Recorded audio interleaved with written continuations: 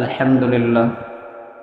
আল্লাহ পাক রব্বুল আলামিনের দরবারে লাখ কোটি শুকরিয়া, যেই মহান রব্বে করিম, যেই মহান প্রতিপালক, যেই মহান মালিক আমাকে আপনাদেরকে সুস্থ অবস্থায় আবারও স্বাধীনভাবে কিছু কথা বলা এবং শোনার তৌফিক যে রব্বে করিম করে দিয়েছেন, সেই মালিকের দরবারে দিল থেকে শুকরিয়া আদায় করে বলে নেই আলহামদুলিল্লাহ। লক্ষ কোটি দরুদ ওই মহামানবের প্রতি, যার উপর দরুদ পড়া প্রত্যেকটা মুমিনের দায়িত্ব উম্মত হিসাবে। সেই সুবাদে যে ব্যক্তি যতটা দরুদ পড়বে, আল্লাহ তাআলা রাসূলের সাথে ততটা মহব্বত বাড়ায় দেবেন। সুবহানাল্লাহ। এজন্য সকলে দিল থেকে মহব্বত নিয়ে সকলেই পড়েন সাল্লাল্লাহু আলাইহি ওয়াসাল্লাম। সম্মানিত উপস্থিতি, আল্লাহ পাক রব্বুল আলামিনের মহাগ্রন্থ আল কোরআনের একটি আয়াত তেলাওয়াত করেছি। আল্লাহর পয়গম্বরের লক্ষ্য হাদিস থেকে একটি হাদিসের অংশ তেলাওয়াত করেছি। আল্লাহ তাআলা যদি তৌফিক দান করেন, এই আয়াত এবং হাদিসের উপরে উস্তাদের মুখ থেকে কিছু শোনা, নিজে পড়ে কিছু বুঝে শুনে আমলের নিয়তে কিছু কথা বলবো ইনশাআল্লাহ। আল্লাহ তাআলা আমাদেরকে তৌফিক দান করেন, বলেন আমিন। আমার ভাইরা, বর্তমান যেই সময় আমরা এখন আছি, আলহামদুলিল্লাহ বলেন। কিছুদিন পূর্বে এখন যেইভাবে মানুষ স্বাধীনভাবে কথা বলতে পারে, কিছুদিন পূর্বে এই স্বাধীনভাবে কথা বলতে পারত না মানুষে। জালেমের জুলুমের চূড়ান্ত সীমা পার করে দিয়েছিল, মানুষের বাক স্বাধীনতা পর্যন্ত করণ করে নিয়েছিল। এই জুলুম থেকে আল্লাহ তাআলা আমাদেরকে মুক্তি দিয়েছেন, বলেন আলহামদুলিল্লাহ। এই জুলুমের মুক্তি যাদের মাধ্যমে এসেছে, বৈষম্য বিরোধী ছাত্র আন্দোলন, এটাই শুরু না, এটা শুরু হয়েছে সেই 5ই মে থেকে 2013 সালে। হাজার হাজার আলেম ওলামাদেরকে নির্বিচারে প্রাণ নিয়ে নিয়েছে, শহীদ করে দেওয়া হয়েছে, আজ অবধি তার কোনো বিচার হয় নাই। ওখান থেকেই শুরু।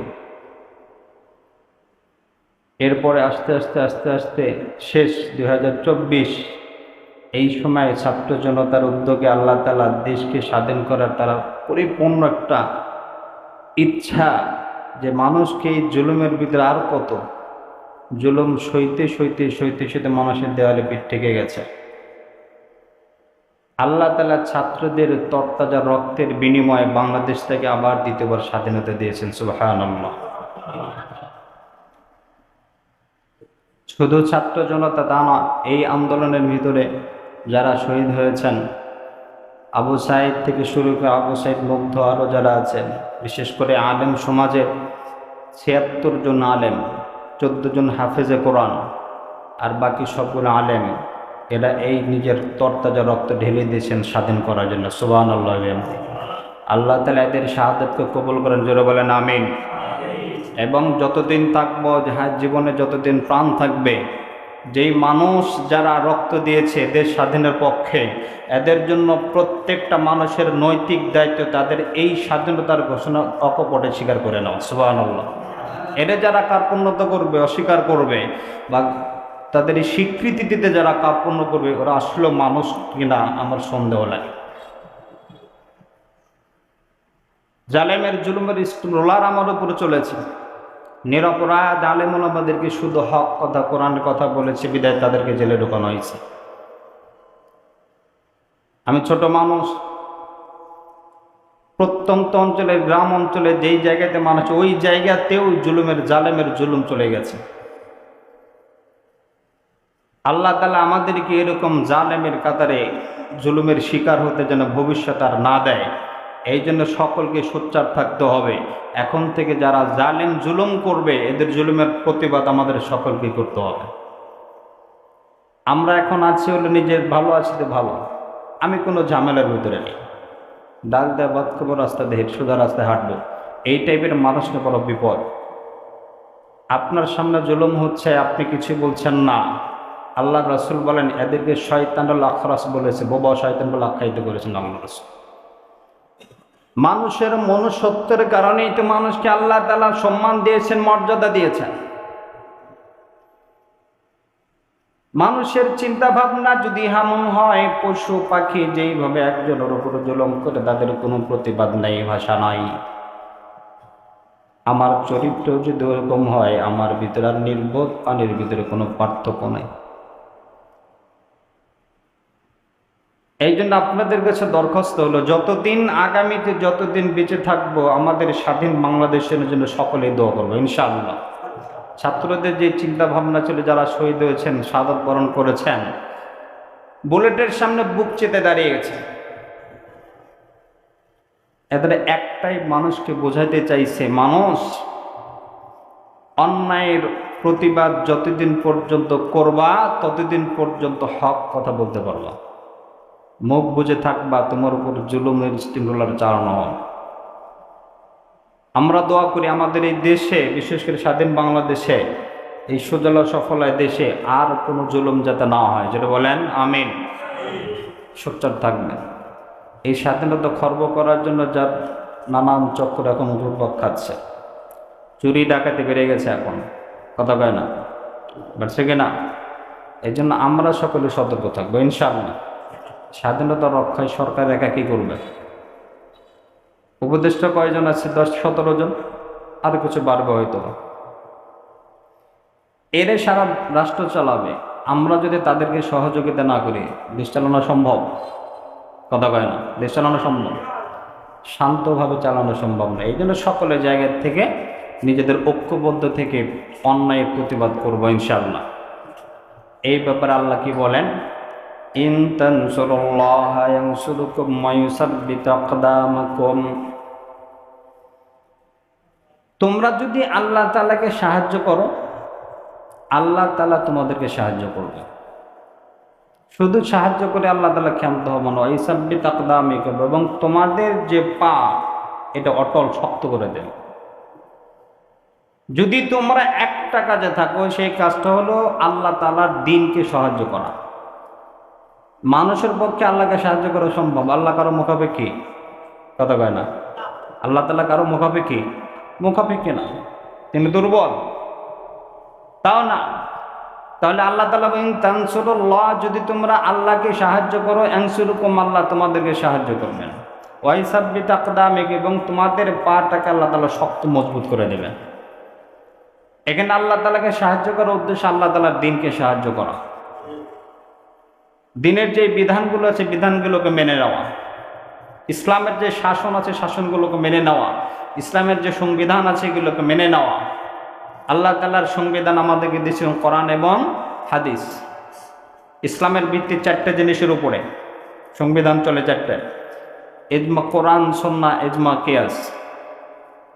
আল্লাহ তাআলার কালাম, হাদিস, আল্লাহ রাসূলের সুন্নাহ, যেটা এখানে হাদিস বলে নাই আল্লাহর পয়গম্বর। ইজমায়ে উম্মত, সমস্ত উম্মতের ঐক্যবদ্ধতা, সমস্ত উম্মত বলতে যারা জ্ঞানী, ফতোয়া দেওয়ার মধ্যে যাদের জ্ঞান আছে, এদের ঐক্য হওয়া কোনো মাসআলার উপরে। কিয়াস, কোরআন হাদিসের উপর নির্ভর করে কোনো মাসলা, নতুন মাসলা আসছে, এর সমাধান কিভাবে দেব, তখন কোরআন হাদিসের উপর নির্ভর করে যেই সমাধানটা বের করা যায় অন্যান্য মাসলার দিক থেকে, এটাকে বলো কিয়াস। 4টে জিনিস হলো মূল ভিত্তি।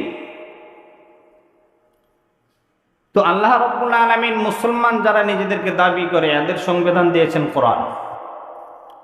নিজেকে যারা কোরআন যেটাকে হালাল বলেছে হালাল বলা, যেটাকে হারাম বলেছে হারাম বলা, এটাই মুসলমানের কাজ। এর বিরুদ্ধে কোনো কাজ করার মুসলমান হিসেবে সুযোগ নেই। যদি করে, এদের ব্যাপারে আল্লাহ তাআলা কঠিন শাস্তির ব্যবস্থা সামনে করবে। ইসলামের বিধান, বর্তমান যে পরিস্থিতি আমাদের দেশে চলছে, ইসলামের বিধান যদি আমাদের ভিতরে থাকতো, এই জায়গাতে আল্লাহ তাআলা শান্তি করে দিতেন। কারণ পৃথিবী সৃষ্টি করেছেন কে? মানুষ তৈরি করেছেন কে? মানুষকে খাওয়ায় পড়ায় কে? আমাদের রিজিকের ব্যবস্থা করেছেন, সব কিছু আল্লাহ তাআলা করেছেন। এই জন্য দুনিয়া সৃষ্টি করেছেন। এই দুনিয়ায় শান্তি কিভাবে থাকবে এটা জানেন কে? এই জন্য বিধানটা দিয়েছেন কোরআন। কোরআন মানুষ যতটুকু মেনে চলবে, হাদিস যতদিন মেনে চলবে, ততদিন পর্যন্ত পৃথিবীতে আল্লাহ তাআলা অনাবিল শান্তি দিয়ে দিবেন। সুবহানাল্লাহ। কেমন শান্তি! হযরত ওমর ফারুক রাদিয়াল্লাহু তাআলা আনহু,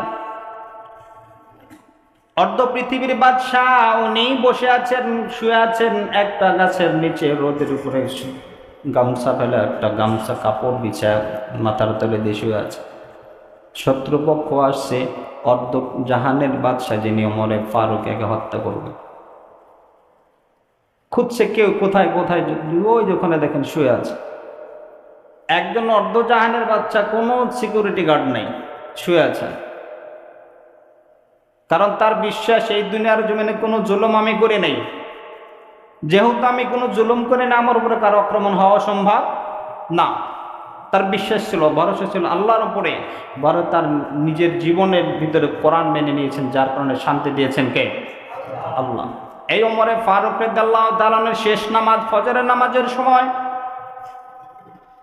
নামাজে দাঁড়িয়েছেন, নামাজের রাকাত শুরু, তেলাওয়াত শুরু হয়ে গেছে। একজন ইহুদি ছিলেন, ওই মাজুসী অগ্নিপূজক, নিজে খঞ্জন নিয়েছেন, পেটের উপরে 6 থেকে 7টা ঘা দিয়েছেন নামাজরত অবস্থা।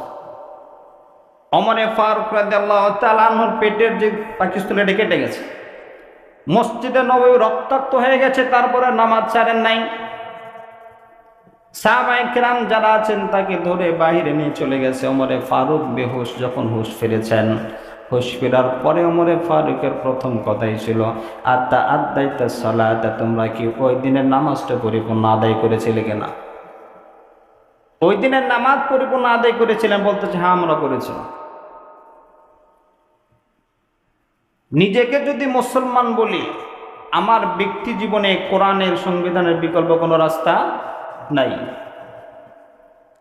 হযরতে আয়েশা সিদ্দিকা রাদিয়াল্লাহু তাআলা আনহা বলেন,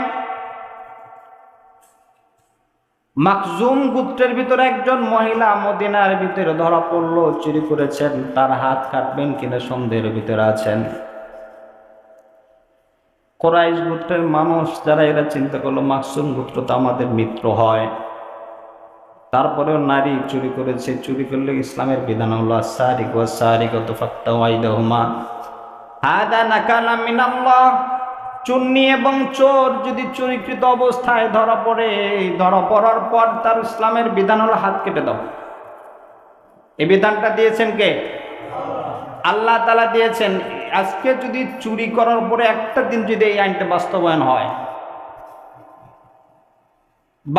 যদি হয়, বিশেষ করে মানিকগঞ্জের, বাংলাদেশের যে কোনো জায়গাতে চৌরাস্তার একজন চুরি করেছে, হাত কেটে দাও, হাত কেটে ঝুলায় রাখো, এই দেশে বাকি যারা সমস্ত চোর ভালো হয়ে যাবে, ঠিক কিনা? আমাদের এটা নাই। হাজার হাজার কোটি টাকা দেশ থেকে পাচার করে অন্য জায়গায় চুরি করে নিয়ে যাচ্ছে, তাদের কোনো খবর নাই, ছাড় ডাকছে আমরা, তাদের বিচার তাদের নাই। যার কারণে তো যত করছে, চুরি বাড়তেইছে। এই চোর ডাকাতি থেকে মুক্তির একটাই মাত্র রাস্তার, কোরআনের বিরোধী কোনো পথ নাই। কোরআন মানলে, হাদিস মানলে, তখন এই দেশে শান্তি আসবে, ওর বিকল্প কোনো রাস্তা পাবেন না। মানুষের যত নিজের বানানো সংবিধান, এটাতে কোনোদিন শান্তি আসতে পারে না, এটাতে শান্তি আসবে না। আপনি যেই চিন্তা ভাবনায় করছেন, আর একজনের যেটা সমস্যা হয়ে দাঁড়াবে। কিন্তু আল্লাহ তাআলা যে বিধান দিয়েছেন, একজন চুরি করেছে তার হাত কেটে দাও, কেটে রাস্তার পর টানায় রাখো, দেখবেন বাকি চোর যারা সাবধান হয়ে যাবে। আল্লাহ তাআলা আমাদের বাংলাদেশ থেকে আগামী সময় যেন এরকম শাসন কায়েম করতে পারে, সবাই বলেন আমিন। সবাই চেষ্টা করা। মাখজুম গোত্রের নারী চুরি করেছে, কুরাইশ গোত্রের যারা আছে উপরস্থ, এরা চিন্তা করছে হাত কেটে দিয়ে। কে বলছে না না, যেহেতু কাটার কথা আছে, আঙ্গুল কেটে দাও, অল্প করে যান। কিন্তু কি করবে, দ্বিধার ভিতরে আছেন। ফাইসালা দিবেন মুহাম্মদ আরবি সাল্লাল্লাহু আলাইহি সাল্লাতু ওয়াস সালাম। কিন্তু চুরি করলে হাত কাটার বিধান তো আল্লাহ তাআলার। আল্লাহর পয়গম্বরের কাছে সুপারিশ কে করবেন? সাহাবায়ে কেরাম যারা আছেন, কারো সাহস নাই আল্লাহর পয়গম্বরের কাছে সুপারিশ করার ব্যাপারে। সুপারিশ করবেন আল্লাহ রাসূলের কাছে, এই সাহস কারোরই নাই। সকলেই পরামর্শে বসছে, আল্লাহর পয়গম্বরকে কি সুপারিশ করা যায়, কে করবে, কোন ব্যাপারে সুপারিশ করবে? মাখজুম গোত্রের নারী, যিনি সম্ভ্রান্ত একটা বংশের নারী, চুরি করে ধরা পড়েছে, আর হাত কাটবো কি কাটবো না, বা অল্প করে ছেড়ে দেওয়া যায় কিনা, অথবা মাফ করে দেওয়া যায় কিনা, এই ব্যাপারে সুপারিশ করার কথা। কোন সাহাবা কেরাম যারা আছেন ওই সময় কারো সাহস নাই, পরামর্শ করে বলল আল্লাহর পয়গম্বরের সবচেয়ে প্রিয় সাহাবী কাছে একে আব্দুল্লাহ বিন যায়েদ রাদিয়াল্লাহু তাআলা, একে বলতেছে একে পাঠানো হোক। ইনি যেহেতু আল্লাহর পয়গম্বরের কাছে, ইনি ঘাড়ে চড়ে আল্লাহ রাসূল খুব আদর করে, এর যদি মাধ্যমে যদি সুপারিশ করা যায় হয়তো আল্লাহর পয়গম্বর ছাড় দেবেন। আল্লাহর পয়গম্বর মসজিদে নববীতে উপস্থিত। যায়েদ বলতেছে ইয়া রাসূলুল্লাহ ইয়া হাবিবাল্লাহ, মাকসুম গোত্রের নারী চুরিকৃত অবস্থায় ধরা পড়ছে, বিধান হলো হাত কেটে দেওয়া, তাকে একটু মাফ করে দেওয়া যায় কিনা। আল্লাহর পয়গম্বরের চেহারা হাদিসের ভাষায় তখন আল্লাহ রাসূল বলতেছিলেন আতাশফানি, আমাকে কি সুপারিশ করতেছ হাদ্দাম মিন হুদুদিল্লাহ, এমন একটা বিধানের ব্যাপারে যেই বিধানটা আমার মালিক দুনিয়ার জমিনে বাস্তবায়ন করে দিয়েছেন। সুবহানাল্লাহ। আল্লাহ যে বিধান দিয়েছেন হাত কাটার ব্যাপারে, এই ব্যাপারে সুপারিশ করতে আসছো তুমি? আল্লাহর দিনের ব্যাপারে কারোর সাথে কোনো ছাড় নাই। খুতবা দিলেন আল্লাহ রাসূল, ও সাহাবী তোমরা শোনো, এর আগে যতগুলো মানুষ, যারা যতগুলো গোত্র, যতগুলো মানুষ ধ্বংস হয়েছে, এর একটাই মাত্র কারণ ছিল তাদের নিজেদের লোক যারা সম্ভ্রান্ত, যারা নেতৃত্ব দিত, এদের কাছের মানুষগুলো যদি কোনো অপরাধ অন্যায় করতে, তাদের কোনো শরীয়তের বিধান বাস্তবায়ন করতো না। তাদের ক্ষেত্রে অপরাধ করেছে, ইসলামের বিরোধী কোনো কাজ করেছে, নিজে নেতা, নিজে মাতব্বর, নিজের ভাতিজা, নিজের চাচা, নিজের ছেলে অন্যায় করেছে, যেই কাজটা করলে শরীয়তের বিধান হাত কেটে দেওয়া বা বিধান বাস্তবায়ন করা, এটা তারা করতো না। বরং গরিব অসহায় যারা আছে এদের যদি কোনো একই অপরাধ করতো, তাদের উপরে শরীয়তের বিধান বাস্তবায়ন করত। আল্লাহর পয়গম্বর বলেন এই নীতি আগের ছিল, বনী ইসরায়েলের ভিতরে ছিল, তো আমাদের পূর্বেও ছিল, এবং তাদেরকে আল্লাহ তাআলা ধ্বংস করে দিয়েছেন। তোমরা কি চাও যে আল্লাহ তাআলা তোমাদেরকে ধ্বংস করে দিই? বলতেছে ইয়া রাসূলুল্লাহ, আমরা চাই না। এইখান থেকে একটা মেসেজ বোঝা যায়, আল্লাহর পয়গম্বর বলেছেন আল্লাহ তাআলার বিধানের ক্ষেত্রে কারো কোনো ছাড়, জোরে বলেন, কারো কোনো ছাড় নাই। যারা নেতৃস্থানে, যারা নেতৃত্ব দেয়, নিজের ভাতিজা, নিজের ছেলে যদি ইসলাম বিরোধী কাজ করে, বাবা যদি বিচারক হয়, তার জন্য ন্যায় বিচার প্রতিষ্ঠা করা, এটাই মুসলমান। এই জায়গাতে কোনো দুর্বলতা কাজ করার সুযোগ নাই। আমাদের বর্তমান সমাজে গেলে খুব ভালো দেখা যায়, আপনাদের এই এলাকার মানুষগুলো ভালো, সকলে আল্লাহর ওলি।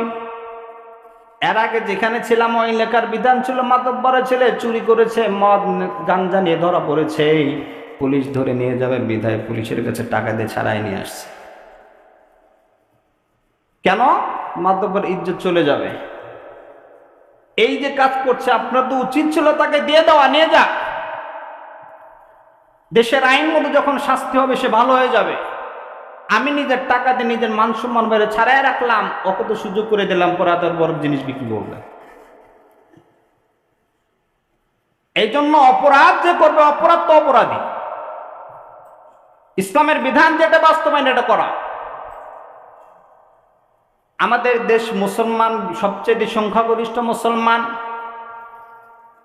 আমরা বলে থাকি 95% মুসলমানের রাষ্ট্র আমাদের, কিন্তু এটা মুসলমান রাষ্ট্র বলা যায় না। আল্লাহ তাআলা আগামীতে আমাদেরকে মুসলমান রাষ্ট্র হিসেবে কবুল করুন, বলেন আমিন। বর্তমান যে অবস্থা চলছে, এই অবস্থায় সকলের চিন্তাধারা, আগে বাংলাদেশের ইতিহাস মানুষের জানা, কোন অবস্থায় চলছে, এখন কোন অবস্থায় ছিল, স্বাধীনতা অর্জন করেছি। এই একটা সুযোগ আমরা মুসলমান যারা আছে, আমরা যারা আছি, সেটা হলো ইসলামের পথে, ইসলামের ঝান্ডার নিচে আমাদেরকে ঝান্ডা উত্তোলন করা। এটা যদি কাজে না লাগাইতে পারি, যে অবস্থা আমাদের কাছে, এর চেয়ে ভয়ঙ্কর অবস্থা আমাদের সামনে অপেক্ষা করছে। আল্লাহ আমাদেরকে বুঝদান করেন, জোরে বলেন আমিন।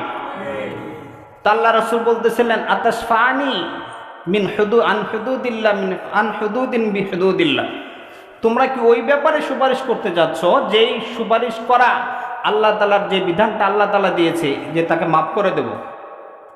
এটা কখনো নয়।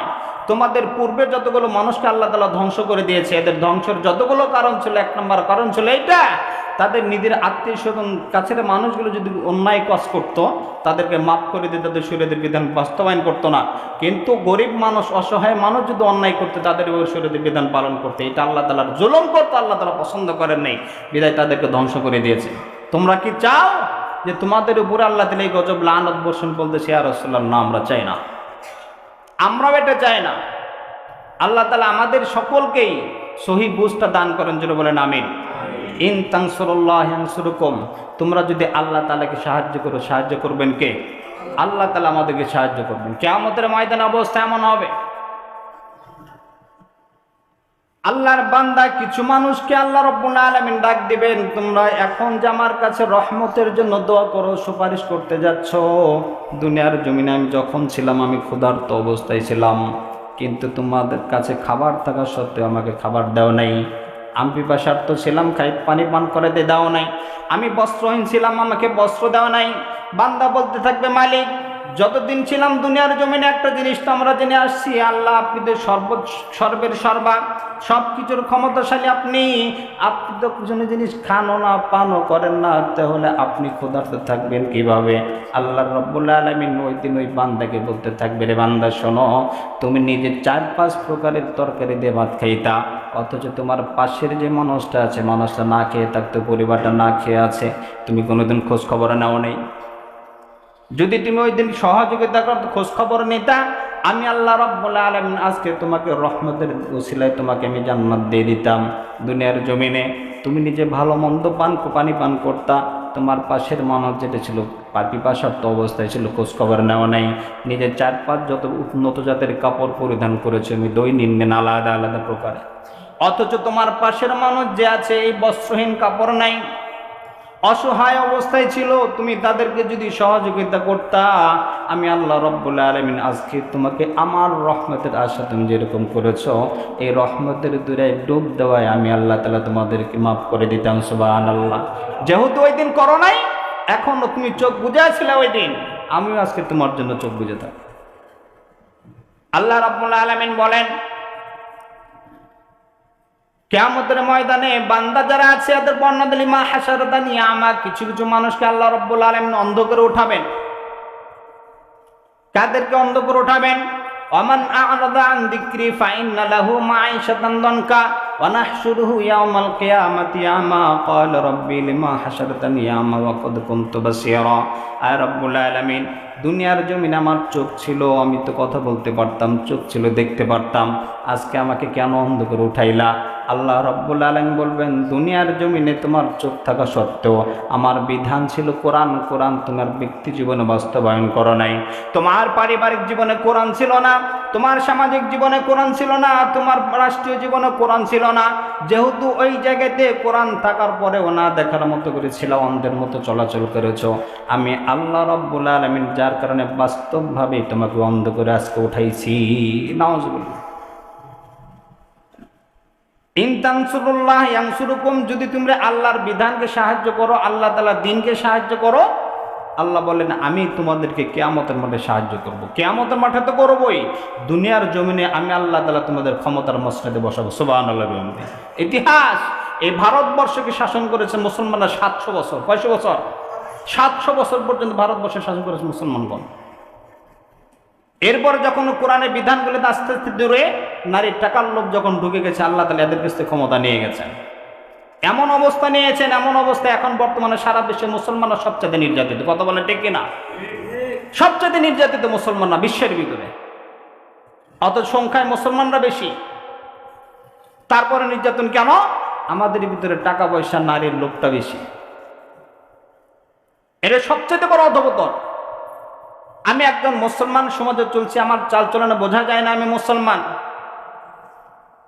আমার ভিতরে আল্লাহ রাসূলের সুন্নাত নাই, কোরআন নাই, আমি চলতেছি হাফ প্যান্ট পরে রাস্তায় ঘুরছি। কত বড় বেহায়া হলে গেল।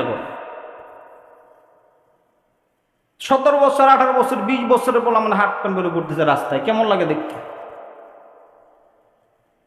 ফ্যাশন নিচ্ছে, ইউরোপিয়ানদের ফ্যাশন। কিয়ামতের মাঠে আল্লাহ তাআলা তাদের সাথে উঠাবেন। নাউজুবিল্লাহ মিন যালিক।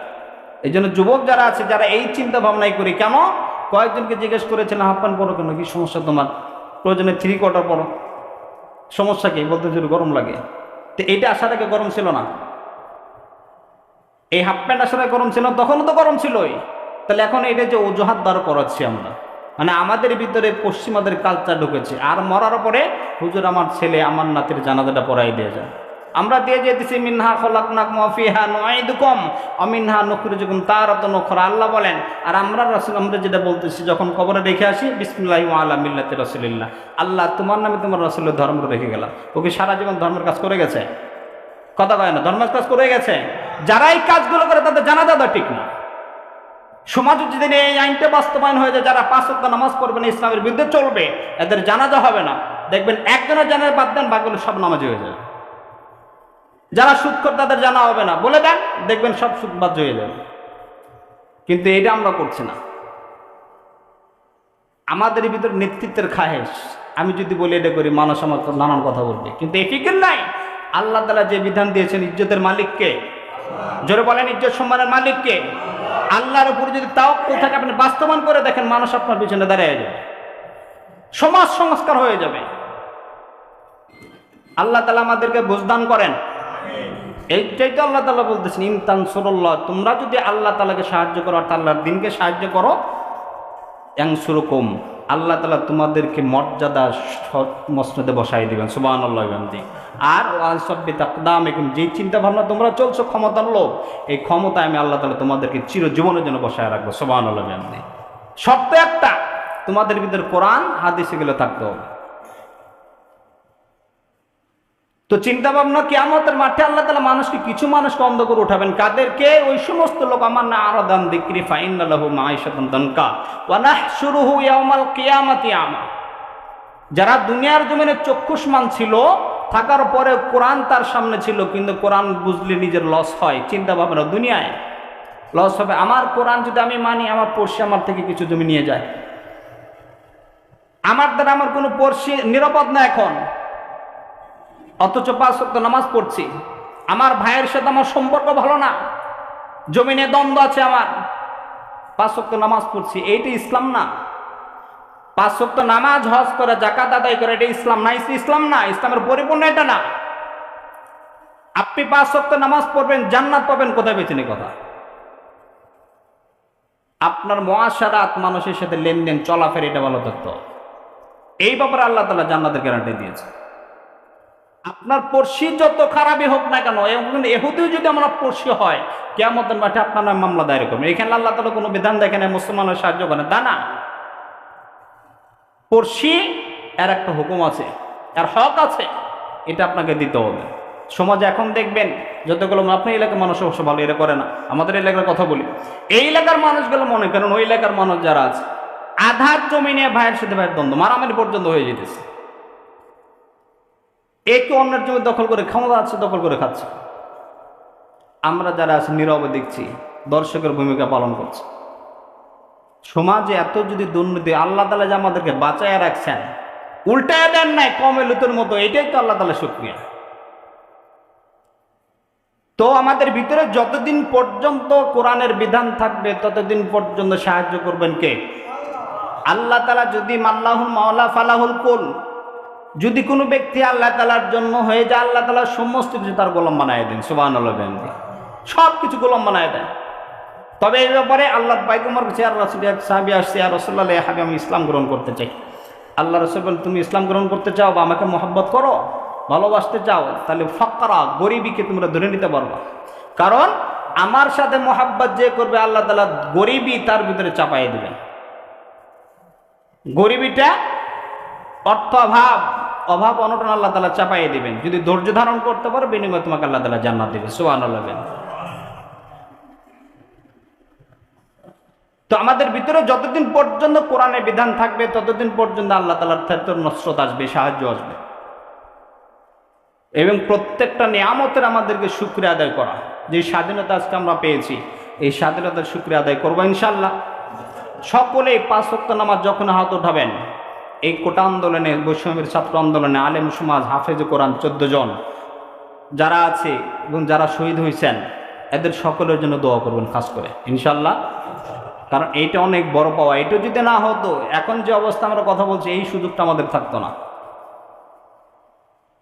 আল্লাহ তাআলা এদের শাহাদাতকে কবুল করেন।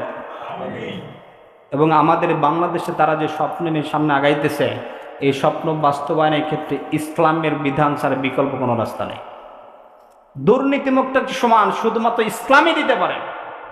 এই জন্য যে যাই করেন, যেদিকেই থাকেন, আপনি যখন একটা ইসলামের দলের সাথে যুক্ত থাকেন, ওইভাবে থাকেন। আল্লাহ তাআলা আমাদেরকে বুঝদান করেন। ইন তানসুরুল্লাহ ইয়ানসুরকুম ওয়া ইউসাব্বিত আকদামিকুম।